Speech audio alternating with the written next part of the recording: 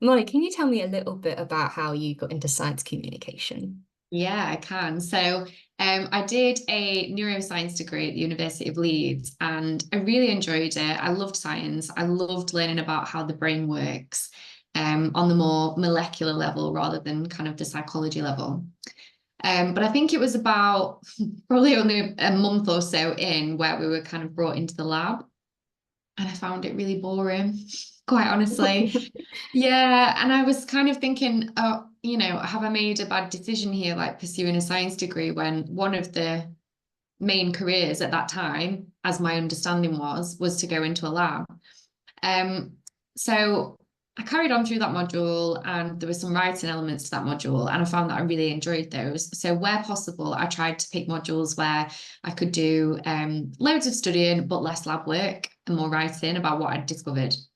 So, yeah, I finished my degree. And whilst I was there, I was finding it really hard to explain to people what I was studying.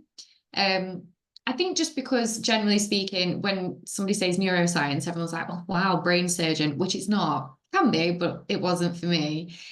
So I created a blog, and that blog was called All That Is Neuro and eventually got quite a lot of people writing for the blog, some people editing it, and it got recognised by the British Neuroscience Association. So that's where I really found my feet writing. And after graduating, I did a bit of freelance work and did a bit of work in the NHS. Just basically trying to build those communication skills across different landscapes of science and research. And then I was quite lucky, really. A year after graduating, I got my position at TechNet, and I've been there ever since. So that's 5 years now. It's such an interesting journey, I suppose, to discovering it. Yeah, it is always really interesting when you ask people in this field how they got there, because there's so many different ways that you can get to a job in science journalism. Absolutely. And then that sort of leads on nicely. So from your experience as well, so why might someone consider science communication over that more traditional lab-based role? Yeah, I think there's a number of reasons. As I say, for me, I just didn't enjoy being in the lab. And I think it's because I'm quite a sociable person. I enjoy talking to people. I enjoy a bit of pace in life. And for me and my experience, I found that the lab just didn't bring me that. It was quite an isolating place to be. And, if you were running certain experiments, you might be there on your own for hours and hours and hours. So I think that's one big factor. It just might not align with your personality.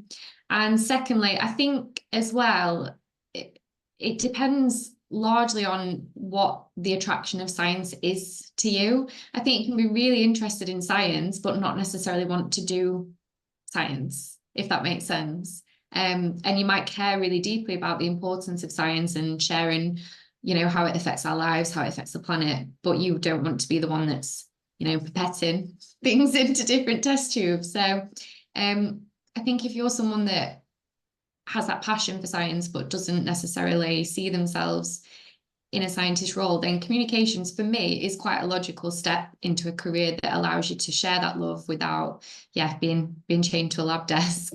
Cool. And then I suppose what tips would you have then for an aspiring science communicator who is maybe wanting to get their name out there a little bit? I think I would definitely say that building a profile, whatever that looks like, whether it's a website, whether it's your LinkedIn profile, anywhere where you can showcase your work, showcase what you've been working on, build networks in that space as well.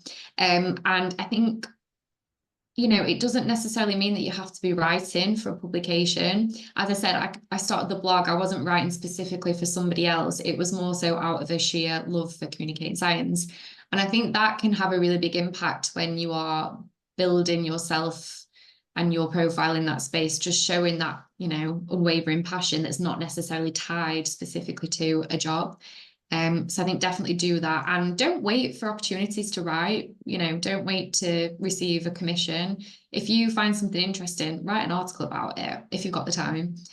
Just to continue developing those writing skills and look at ways you can edit your work as well.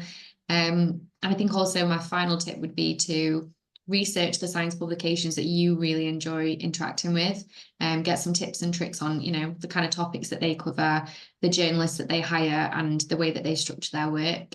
I think those would be my top sort of tips for anyone that's looking to pursue a career in that space. Then kind of similar to that would be how would you say you can stand out in sort of like your CV or your resume, like from the, obviously other people and competition?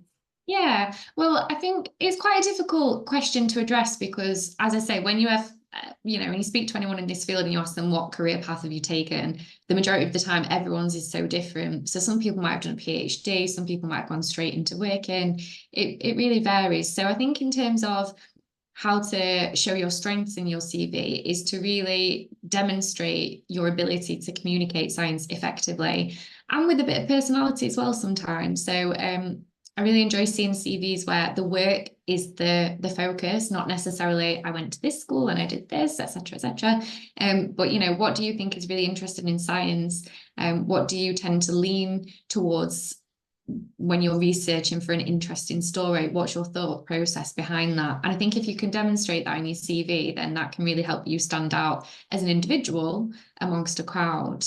And also, as is probably the case with most jobs, if you can demonstrate that you've researched the publication that you're applying to, and tailoring your CV a little bit to align with that, then obviously that's an immediate, when you're hiring someone, you see that on their CV, it's like, it's a tick. Absolutely. And then as a science communicator, how would you say you can sort of refine your written voice but still maintain professionalism? Yeah, so I think I was once told when I started this role that science writing can be boring sometimes. And this wasn't by anyone that I work with here. It was just from, an external voice coming in, somebody telling me some advice. And I really disagreed with that because I think if we journalists publish science in the way that it's published in a scientific paper kind of defeats the object because someone could just go and read that paper themselves. So I think the way that you can sort of refine your voice is to make sure that you are able to inject a little bit of your personality into your coverage. I'm not necessarily, saying that it needs to be puns left, right, and centre or anything like that, but I think just your take on how you think is best to deliver that quite complex content most of the time, with a little flavoring of who you are as a person. I think that helps you stand out as a writer and also makes your job more enjoyable because you're not, following a specific format all the time. And I think also it's important, and I know we'll get onto this, but with networking and things like that, to really come as your authentic self and try not to, let imposter syndrome or anything like that create an image of who you think you should be showing up as. Um, it's more authentic and it helps you more to progress in this kind of role if you can really just show your personality. People like humans, we're not robots. So yeah, I think those would be sort of my key advice points. It's kind of like bridging to like the Mhm. wider public, I suppose, right? Yeah, exactly. Yeah. So I studied journalism at uni, and I remember as a student it being sometimes kind of hard to find like the topic to write about. So kind of what tips would you have for someone maybe who's in science Yeah. communication or just looking to get started and having that problem? Yeah, so I think there's a number of different ways that you can approach this. So the probably quite obvious one is to look at what papers are coming out of journals. So make sure you signed up to journals that you can access. I know there's often issues with papers being behind paywalls, but open access research, keeping an eye on the latest stories that are coming out, stories, publications, and then seeing if you can make a story from that paper. And it might not necessarily be like a news piece that's just specifically about that paper. It might be that reading that paper, what they found, the discussion, the research that's gone on prior to that piece of work actually inspires, quite a broader piece of writing that's about a specific field and its progression or any difficulties that people face in that field. So I think definitely keeping on top of new publications coming out of journals would be my number one tip. Number two, I would say is again, familiarize yourself with people that are already doing this job. What kind of pieces are they publishing on a daily basis? And not necessarily, going and stealing that content, but looking at that content as inspiration and seeing how you can adapt some of the ideas that are maybe listed as a sentence in that article, that could be a whole different article for you. So I think keeping a breadth of the latest advances is really important. Um, and then I think I would say third and finally, utilize other types of media as well. So podcasts, audio content, videos, etc. I do find a lot of inspiration from listening to podcasts that are, hosted by scientists or by watching documentaries on YouTube. You never know where a bit of inspiration might come from. So I think it's just a case of really immersing yourself in that landscape of science communication to find those little tidbits of inspiration where you can. And that kind of leads in nicely because next question would be any resources that you wish you sort of knew about when you're starting out, and maybe like any of the podcast or good documentary recommendations. Yeah, sure. So in terms of resources, I didn't know that the Open Notebook existed when I started. So that's a resource that I would definitely direct people to. There's loads and loads of helpful tips and tricks, articles, guides from everything to, from how to start freelancing to how to write a feature article. So I definitely point any viewers to that direction. And then the Association of British Science Writers is also another great resource that you can sign up to, create a membership, and there's loads and loads of helpful, again, events as well, that you can attend just to do a bit of networking, get some helpful resources to get you started on your journey. In terms of podcasts and documentaries, the thing that I will say is that I tend to listen when I'm looking for inspiration at the podcasts that are coming out from other science publications as well. I knew we sort of alluded to this earlier, but what would be like your top networking tips as a science communicator? I'll give you a couple. So my first one would be to prepare as much as you can. And what I mean by that is when you know that you're going to be thrust into kind of a networking circle, try to do a bit of research to understand who's there so you can find common ground to go up and talk to people about, because it can be quite intimidating. And also just to create connections before you're even there. So if you're going to an event and you can find the attendees on LinkedIn, I don't see any harm in, adding that person saying, oh, I'm attending this event. I'll maybe see you there. You could put a post out that you're attending as well. And I think that just kind of helps break the ice a little bit. My second tip, and this is more coming as a woman in this industry, I would say, is that I think it can be quite intimidating for women stepping into networking circles, specifically in the science realm, because it is an industry that historically is dominated by men. And when you kind of walk into a room and it's all men and they all look at you and you're like, oh, I'm the only woman here.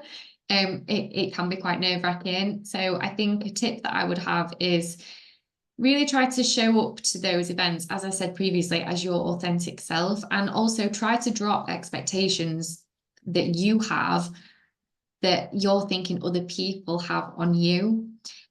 So I've done a few talks in the past about kind of science writing, science journalism. And as a science journalist, you cannot possibly know absolutely everything about every single research area within science. It's impossible. No human being can do that, in my opinion. It's a case of really honing in on what you need to know. So a lot of the time it's knowing a little about a lot. And I think if you go to networking events thinking that you have to present yourself as somebody that understands everything about whatever that event is relating to, then you might end up building a bit of nerves within yourself that prevent you from enjoying the experience. So I always try when I'm going to these events to really just drop those expectations and just view it as an opportunity to meet new people, talk about interesting stuff, and have a good time, really. Yeah, I like that tip actually. It's just sort of just try not to worry too much about like the like you said, like the pressure or the Yeah, expectations you have. So that's good. yeah. And more often than not, you've been invited for a reason. Yeah. So your credentials, your experience have earned you a place there. So embrace it is what I would say. Oh, I like that. Yeah, And good. then the last question is quite nice. And so what do you enjoy most about your role?